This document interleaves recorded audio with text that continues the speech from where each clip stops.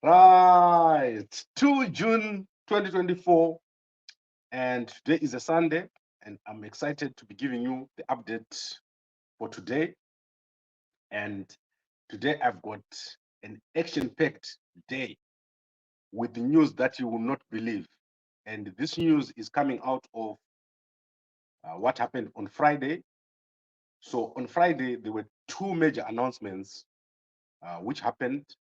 There was a banquet that was held at State House, and during this banquet, there were two major announcements. The first one was that Auxilia Mnangagwa is now going to be officially appointed into parliament, and she is going to be what is called a woman's ambassador. So you're going to have Auxilia Mnangagwa officially in parliament having a position of woman's ambassador. This is a crazy development that has never happened anywhere. And they are saying that this is coming from Malawi, where the first lady is the woman's ambassador. So it's a crazy development, but there are even crazier things that happened on Friday. And I'm going to take you through all this. So let's start with what happened yesterday. I want to give you updates from yesterday before I go into that story. So Wikno Chivayo has traveled with Mnangagwa to Russia and to South Korea. So Wikno Chivayo has gone over there with Mnangagwa. As I've been saying to you, the situation with Wikno Chivayo is getting crazy. Is he an official? What is he in the Zimbabwe government? He's traveled over there, and there is a bigger delegation that is going to follow Mnangagwa in Russia and South Korea. And this is becoming a problem. The post-Mnangagwa era is becoming crazy. So this was Mnangagwa and Wikno leaving yesterday, going to South Korea. And so this is another thing to watch. Then in terms of the second development, a massive development has happened in South Africa. Jacob Zuma has denied or rejected the results that came out, and he has called for a recount leading to a rerun. So Jacob Zuma says those results that are coming from South Africa are null and void. There were too many irregularities, and they're going to challenge them in court. If that doesn't work, Zuma is going to be pushing for a rerun. Zuma is going to be looking for a recount of the elections. So we're probably going to face something in South Africa that we did not anticipate. Zuma has spoken about the possibility of people rising up if this is not addressed, if the IEC ignores him. So those are the two major stories of today. So now let's run through what happened on Friday. On Friday, Auxilia Mnangagwa held a banquet at State House, and she called the executive, the judiciary, and the legislators. However, people like Monica Mnangagwa were not present, Chris Mnangagwa were not present. So it was basically something for the people close to Auxilia Mnangagwa. The guest of honor here was Vice President General Constantino Chiwenga. He was the guest of honor, and I can see Keno Minetabo there looking out of place in this whole place. There were a lot of people here, and there was a young lady who is in the opposition called Nonhlanhla Mlotshwa. She was representing the opposition here as the chief whip of Sengezo Tshabangu's party, and Sengezo Tshabangu himself was over here. And you can also see Sengezo Tshabangu here with Ziambi enjoying himself, and the whole Tshabangu faction is over here. Now I'm going to play for you some video, but before we play the video, let me show you some more visuals. That is Mabo Chinomona over here, and that is Chiwenga with Auxilia over here. Mdara, former future president, he was over there, and obviously that was the food available here. So opposition MPs, mostly from Sengezo Tshabangu's party, were over here, and let's hear what Auxilia Mnangagwa said and what Chiwenga said. So those are the two people I'm going to give you here, and then I'll probably give you Nonhlanhla at TikTok. So I'll send you to our TikTok so that you can see Nonhlanhla Mlochwa speaking. So let's hear Mnangagwa, Auxilia, and General Chiwenga and what they said during this banquet. As we gather at this momentous banquet hosted by our respected First Lady, let us reflect on the dreams and aspirations that have guided our nation throughout its history. Let us remember that our political differences do not define us. Our duty as public servants goes beyond mere rhetoric. Right. So she's already speaking as a legislator. You can hear her. I'm going to upload that on TikTok. So our TikTok, that is where I put the clips that I want you guys to listen to. I know you want to listen to them very quickly. So I'm going to put them over there. What is happening here? This is the post-Mnangagwa era. And when I say the post-Mnangagwa era, I mean that Mnangagwa is not going to be there very shortly. He's going to be gone.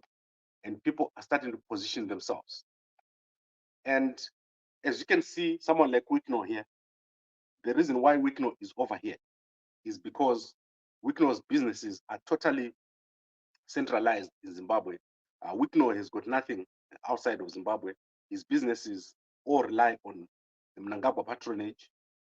And on the other hand, Mnangagwa is also using Wikno to prepare for his retirement. My belief is that Mnangagwa is out of money, is out of cash, and he's trying to raise as much cash as possible. And when I say Mnangagwa is out of cash, most people don't understand. Mnangagwa has got a large family, let's say of over 40 people that depend on him. And all of them are unemployed. That is his children and their children and their wives. There is no one in the Mnangagwa family that has got a business that makes money. And most of the business that they're running, they're based on them being in government. So they don't have money. And if you have ever seen a Mnangagwa family member that has got a business, let me know what that business is. They dig a little hole here for gold, they dig a little hole there for gold. Everything that they do is surrounding the government. So you can see the twins here. None of the twins have got a business. They've got these little things that they do. Kuda is in the Ministry of Finance. So there is no money in the Mnangagwa family, and that is what is pushing them to want to be around the government circles. And that is what is pushing Mnangagwa to try to make as much money as possible. However, the appointment of Auxilia Mnangagwa is a precursor to the at least attempt to make one of the sons the next president of Zimbabwe. So there'll be that attempt. And bringing in General Chiwenga on Friday was an attempt to make him or to neutralize him.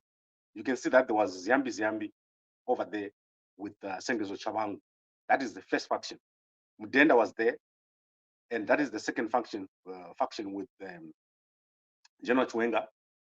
Opam Chinguri was there. That is the third faction with Opam Chinguri. And then there's the faction of Mnangagwa that has been neutralized. So the faction of Mnangagwa has had to regroup because they've been neutralized. They lack the political muscle. So there's no political muscle and there is no military muscle in the Mnangagwa faction. Although Mnangagwa is saying that is next in line, he does not have the ability to get the military on his side, the ability to get the politicians on his side. So who is left? General Chiwenga, and the way to neutralize General Chiwenga is to co-opt him so that he loses his credibility among the military guys. If he's seen hanging around at these functions where the 2030 slogan is being chanted, he's going to lose his credibility. And someone might slip in something into his dinner. That is possible. Do you see that plate next to Mdara over there? I hope it's a paper. I hope it's not a plate. Because what happens at this big gathering is we can just say, let's poison the whole group. You think you could buffet, but we can take out the whole group. These things have happened in the past. So I just want you to understand what is happening here. We are in the post-Mnangagwa era, and it's going to get very, very dirty. And Mnangagwa is desperately trying to get some money before he leaves office. Mnangagwa is the only president that has been in office, has crashed the economy. His time has been so short, he's not been able to accumulate. And now he's moving around with someone like Wikino. It's a purely commercial transaction. The movement of Mnangagwa with Wikino is a commercial transaction. This is not love. Like, why would Mnangagwa love Wikino? For what purpose? You can see clearly that this is the commercial transaction, and someone is trying to make money here. People like Java are no longer moving around with Mnangagwa. It's been very long since I saw Java with Mnangagwa. Ubit Angel, I haven't seen them. So the game has shifted, and Mnangagwa thinks if he uses Wikino, it will be much better. You also remember that there's the issue of the cars. So what Mnangagwa has done is that parliamentarians used to get cars from parliament, but this time around, the cars are going to come from Mnangagwa. I don't know which fund they're using, but they're going to come from Mnangagwa. I don't know who donated the cars. And this can be seen as a contradiction to say, I'm saying Mnangagwa doesn't have money, but then I say Mnangagwa is donating cars. These things happen very, very much. You can have a car and not have money. You can have too many expenses. So I think Mnangagwa's case is a case of too many expenses and no cash flow. So Mnangagwa has got a cash flow issue. That's why you see him hang around with Wikino. I cannot explain it in any other way. And I cannot explain the appointment of Auxilia into parliament in any other way. It's unexplainable. As I said, people like Nonhlanhla Mlotshwa here, she's got nothing. You don't know her from anywhere. You've never seen her. You don't know how she got into this position, and she can do anything for a little bit of money. So the people that are being used, and that's Sengezo Tshabangu. Where do you know Sengezo Tshabangu from? What is his ideology? What is his view on anything? What's his view on the ZIG? So if you cannot answer those questions, it's clear why. Because this is not a real thing. This is a fake thing. The whole thing is, I don't even, for a lack of a better word, this is a drama that we're watching. And in fact, let me play a little bit of a clip from Nonhlanhla Mlotshwa, and you see what I mean here. We are all here tonight to learn from your secrets of success and to benefit from your mentorship and guidance. We are particularly excited about the prospect of having you as our ambassador because we believe that your unique perspective will... Right, did you hear that portion? We are particularly excited about the opportunity for you to be our ambassador. So she's excited about Auxilia Mnangagwa being appointed in parliament as an ambassador. We're going to have Sengezo Tshabangu as the leader of opposition. It's a crazy situation that is developing. And even during Grace Mugabe's days, nothing as crazy as this has ever happened. So that was our headline. Auxilia Mnangagwa to be officially appointed into parliament. She's going to be attending parliament as the women's ambassador. After, I do not know what legislation they used, but this is what they're going to do. Sengezo Tshabangu is going to be the leader of the opposition. He's also going to be the International Parliamentary Union, and he's going to be carrying a number of positions, such as the Laws and Orders Committee of Parliament. That is where he's going to be. And it's crazy. So the headline is over. Let's move to some news. I'm going to quickly take you through some news. In South Africa, the results are looking like this. The ANC has lost very badly, and Jacob Zuma has called for a rerun. So this was the press conference last night where Jacob Zuma called for a rerun, and he said he's not recognizing the current results. So there's going to be a massive fight in South Africa taking place, and I'm anticipating that Jacob Zuma is going to push as much as possible. He's going to squeeze this situation until Ramaphosa steps down. I think that is his game plan, to get Ramaphosa to step down, to make Ramaphosa lose credibility, and to make the IEC lose credibility to the point where his supporters and the threat of possible violence will force him into a stronger position during any negotiation for a coalition. So MK has got a huge chunk of votes, which is about 14%. And if all these political parties that I'm showing you here, DA, MK, EFF, IFP, and PA, if they were to join hands, they will actually run a government. But I don't think it will ever happen. The difference between the DA and the and the MK is too much. The DA guys, I don't think they will do it. I don't think they will join hands with the Zuma. Then in other news, the former prophet, Shepherd Bushiri, has been slapped with a tax bill of 100 million rands. So this money is made up of tax, which is not paid. It's made up of VAT, and it's made up of penalties. So this is for his TV station, Major One VP, which was running here in South Africa, and they did not pay tax for a very long time. So Bushiri has been slapped with that tax bill, and they would like him to pay within 10 days. Otherwise, they're going to confiscate all the assets of his TV station and sell them. So that is Major One TV slapped with a tax bill of 100 million rands. And this money, as I said, is made up of tax, penalties, and VAT, which was not paid. And also UIF is not paid, and skills development levy is not paid. So Bushiri in a massive problem over there in South Africa. And in 10 days, South Africans are threatening to sell everything that Bushiri has got, and they will want to take him to the cleaners. They want to sell all his property because they believe that he has embarrassed the South Africans in court in Malawi. Also, he fled, and you can see that when Bushiri fled South Africa, there were allegations that there was an agreement between the South African government and the Malawian government, and President Ramaphosa was involved. So the loss of power of President Ramaphosa has got massive implications, especially for people that were in deals with him, and especially for ZANU-PF. ZANU-PF in SADC, they are going to suddenly be exposed. And this is going to happen, especially if there's a dispute in South Africa and Ramaphosa loses and SADC has to be called in to mediate. Unfortunately, the SADC guys have already given a green light. They've issued the preliminary statement with no issues with the South African election, which is crazy. Now let's look at other news. Macro is recalling the Trojan punchback.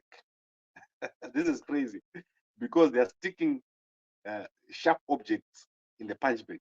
So if you've got this punchback and your knuckles are a bit tough and they're feeling a bit of pain, take back your punchback to Macro. Unfortunately for me, I didn't buy mine from Macro. I bought it from other people who don't have the sticky one. And as I said, SADC has already issued a statement on the South African election, and they found nothing wrong with that election. I haven't had a chance to look at the newspapers, so let us look at the newspapers. And I'm going to start here with the Sunday Mail and see if they've published Sunday Mail Zimbabwe. Let's see if they've published. Yes, the Sunday Mail Zimbabwe is published. So let's see what they're leading with. It's actually a very slow newspaper today. I don't know what's happening. They're moving very, very slowly.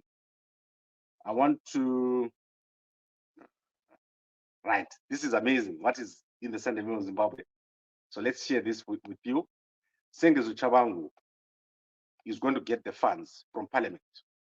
So I want you to see that. And I see my network is breaking again. My network is getting bad. I don't understand it. You know, like every time I go live these days, my network goes bad, especially if I talk about the South African guys. I'm starting to think Masasco is the ones who are doing this thing for me. So let's go to the Chawangu Ngube faction wins battle for political party funds. So that means the money is going to come to Chawangu, and these guys are going to share the money. I'm not seeing the amount here, but I think it's 5 million. So Mob CCC faction had been logged in and intensified for the funds for months, lobbying Justice, Legal, and Parliamentary Affairs Minister Ziyambi to deposit money into their bank accounts.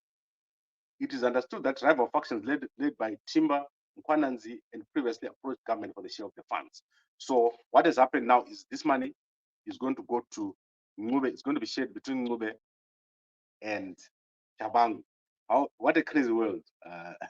Can you believe that Tshabangu is going to get millions from parliament when was not even in the election?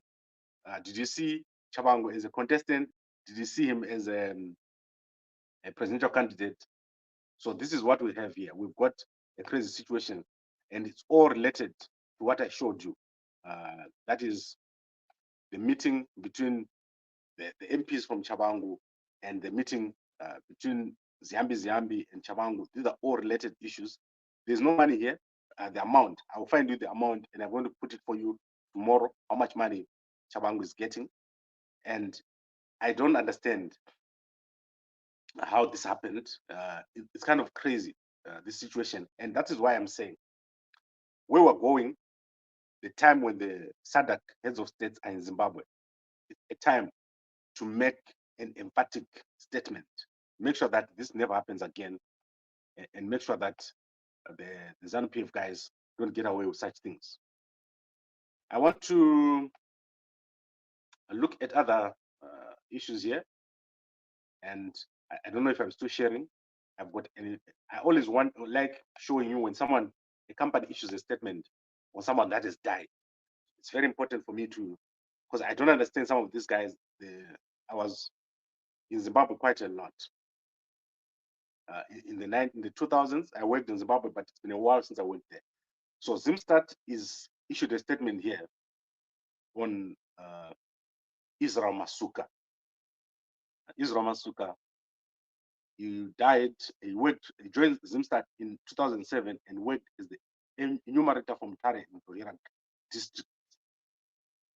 So I don't know what Masuka's position is, but he's been put here in the newspaper.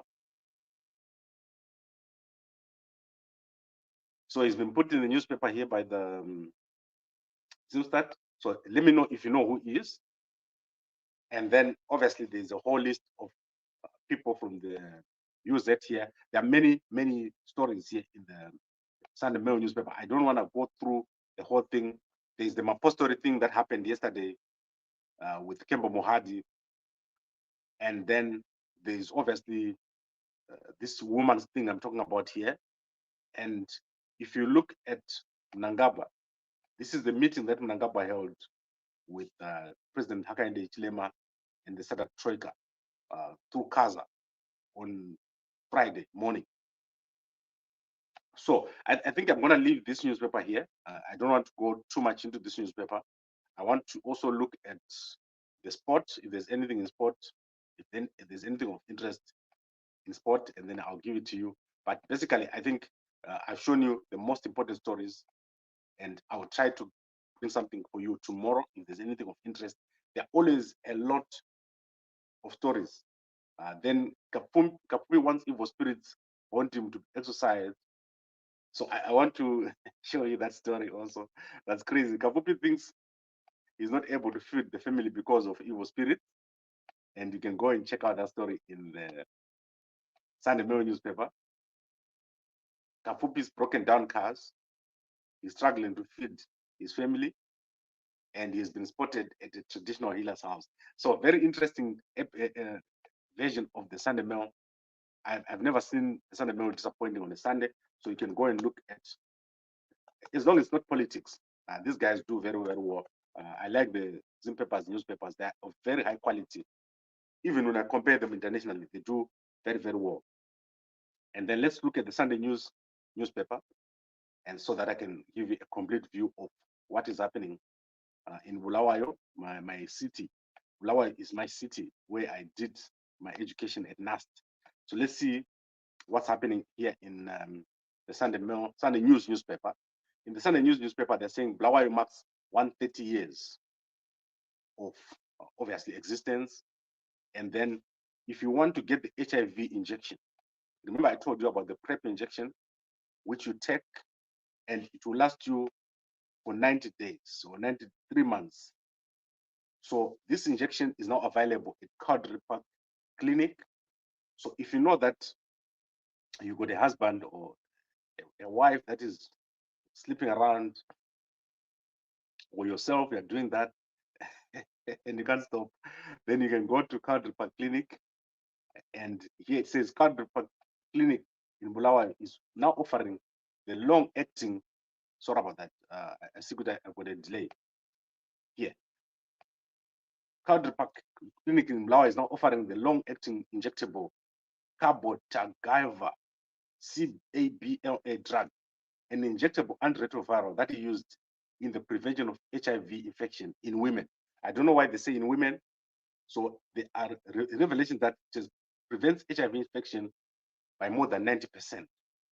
So I guess this is something that is used for the women. I don't know why the guys are not. So then there's CAB PrEP is also safe for men, but the catalyst study is specifically for women given their increased vulnerability to HIV. So that is what they have explained here. And if you are near Country Park and you know that you need PrEP, you can go over there.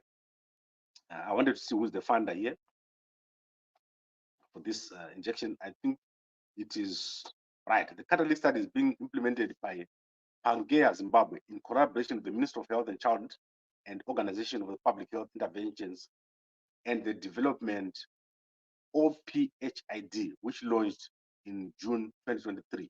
So I cannot see the funder here, but I thought this was done by USAID in Zambia. So I don't know if this is the same program or if this is a different program. So I think I've given you all the news that you needed to have for today. Let us now recap. And I always want to recap so that we don't get mistakes and we don't get misunderstandings. And tonight I'll be here, as usual, when we talk about the protests which are going to take place between 17 and 19 August during the SADC Heads of State Summit. So, Auxilia Mnangagwa has now been officially appointed into parliament as the women's ambassador, and she's going to join Sengezo Tshabangu, who has been appointed as leader of the opposition for both houses. So these are two official positions that are going to be created. And this, they say, is the similar thing that is happening in countries like Malawi, where the First Lady has got an official position in parliament. So this is crazy. And then, obviously, we've got the big story that Jacob Zuma is challenging the elections in South Africa, and he wants a rerun. He wants the whole election to be scrapped. So he's going to take that situation to court, and he's told the IEC that they mustn't announce the results today until all the queries have been resolved. But I think there's a legislative requirement. So let's see what happens today. Then, as I said, Mnangagwa is going to be in Russia and in South Korea, and he's traveling with Wigno Chivayo. A big group is going to follow Mnangagwa today. Today or tomorrow, I'm not sure when they're going to go there, but there's a big group of people that is going to follow as a delegation to Russia and South Korea. I don't know what they're doing over there, and it doesn't make sense to me that Mnangagwa is traveling with Wigno Chivayo. I've said that I believe that Mnangagwa is out of money, and he's trying to use Wigno here to raise funds before he steps down. Mnangagwa is certainly going to step down. He's not going to go for a third term. It won't work. It won't be allowed. And Mnangagwa is afraid, obviously, that something is going to happen in between, and he's going to have money. And a big chunk of his family, of over 50 people that he's supporting, are not gainfully employed. So even if Mnangagwa had 50 million in his house as cash, it will not even last 2 or 3 years. These guys will be on the street. And I apologize for forgetting to mention the death of Honorable Maurice Zuzwai. I met him some time back in Maswingo when there was a rally for Nelson Chamisa, and he was standing right next to me. I didn't talk to him actually, I just said hi. And that is the last time I saw him, like 2018. That is when I saw him. So this is basically where we are. The challenge is now in the court of the opposition players.